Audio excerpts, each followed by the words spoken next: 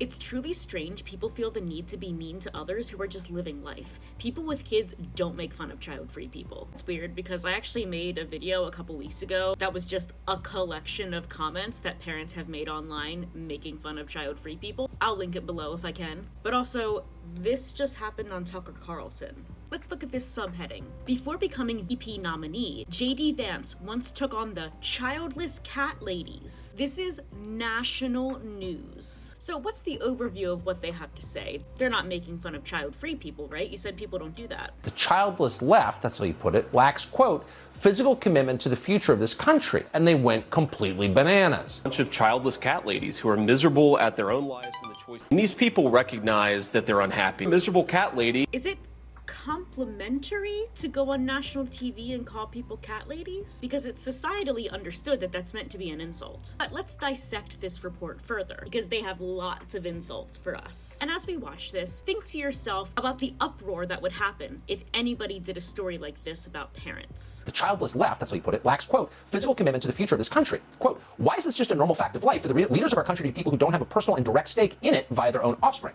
That's what he asked, and they went completely bananas. Yeah, I feel like nobody actually went bananas. The right considers blinking or having any kind of mild reaction to be triggered. And the thing that's tragically hilarious about this entire report is that the right doesn't realize that if the government, whichever side it's run by, actually cared about its citizens, the birth rate would go up. But as it is, many people who want children simply cannot afford to have children, or they don't feel like it's safe to raise a child in this country. These are easily fixable problems. And as conservatives love to say, no one's ever ready to have kids. It'll work out. If it doesn't work out and the people who have these kids can't afford to feed their kids, the right is also voting to take away free lunch programs from schools, thereby eliminating a safety net. Giving birth in America can bankrupt you if you or your kid are not healthy. If it were easier and safer to raise kids in this country, way more people would be having kids. What I was basically saying is that we're effectively run in this country via the Democrats, via our corporate oligarchs, by a bunch of childless cat ladies who are miserable at their own lives and the choices that they've made, and so they want to make the rest of the country miserable too. Again, imagine a news report talking about parents this way. You would be incensed. But since it's about child-free people, no one cares and it's even encouraged. And what are they using as a marker that shows we're miserable? My life isn't easy, but I'm definitely not miserable. Also, I can't afford a cat or any pet because of inflation. So if you made life easier for me, people on the right, I could fit more snugly into the box that you want to put me into. And it's just a basic fact. You look at Kamala Harris, who has stepchildren, Pete Buttigieg, who has 2 children, AOC, who has plenty of time to have children if she wants them. The entire future of the Democrats is controlled by people without children.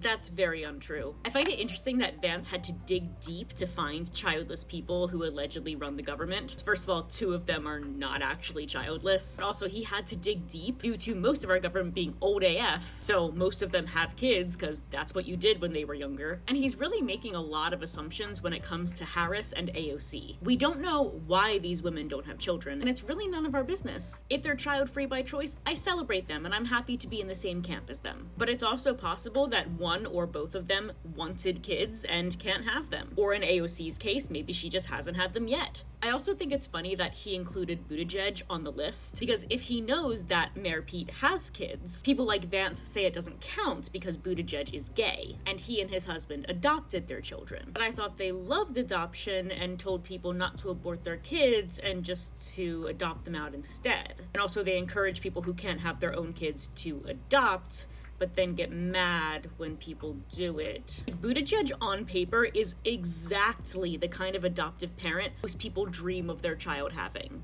He's incredibly smart and accomplished. I assume his husband is the same. But since he's gay, the right is like, no, don't adopt like that. And how does it make any sense that we've turned our country over to people who don't really have a direct stake in it? We should invest more, we should vote more, we should support more people who actually have kids, because those are the people who ultimately have a more direct stake in the future of this country. As someone who has been sterilized for 3 years now, I get asked far too often by people on the right why I still care or fight for reproductive rights, or even why I care about other people's access to sterilization. And it seems to me that many people on the right can't fathom caring about people beyond themselves. If it doesn't affect them, they don't care about it. Often, even if it affects someone that they love. Whereas people on the left, or people like me, go, okay, I got what I needed, now I'm going to share my resources to help other people get this thing too.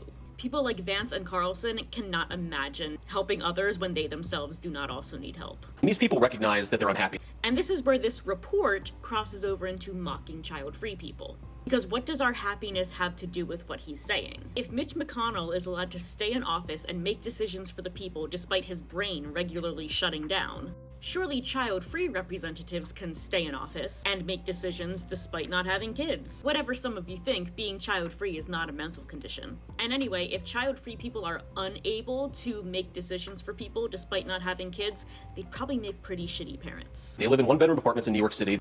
It's 3 bedrooms. Thank you very much. But also, have you forgotten that New York City is run by the nightmare that is Eric Adams? I know he's a Democrat, but he was also a Republican at one time, so he's kind of like a conservative Democrat, and pretty much everyone, right and left, hates him. They've played their entire lives to win a status game. They're obsessed with their jobs. They're obsessed with their wealth and with their fortunes. I must be Democrating wrong. And they look at middle America, people who are actually pretty happy with their lives and the choices that they've made, and they hate normal Americans for choosing family. I have no idea what he's talking about. I know somewhere there are child-free people who hate parents and kids simply for being parents and kids, but I don't know who they are. And if I did, I would give them a wide berth, because those are not the kind of people that I want in my life or on my For You page. The majority of child-free people are totally happy that someone who wants kids is going to have kids. We just want to live the lives that we want to live without it being talked about on Tucker Carlson. And as I always ask, why would you want people who don't want kids to have kids? If you're a miserable cat lady, you should not force your misery on the rest of the country. Again, there's no proof of any of this, and there's really no reason to taunt child-free people like this, because this is not nearly the first time that Tucker has had this kind of rhetoric on his show. He went, as he would say, bananas over Chelsea Handler's clearly satirical skit about how great being a child-free woman is. And there's at least one more time that I've shown on my page where Tucker Carlson dedicated airtime to how much he hates child-free people. Why are you so obsessed with us, Tucker?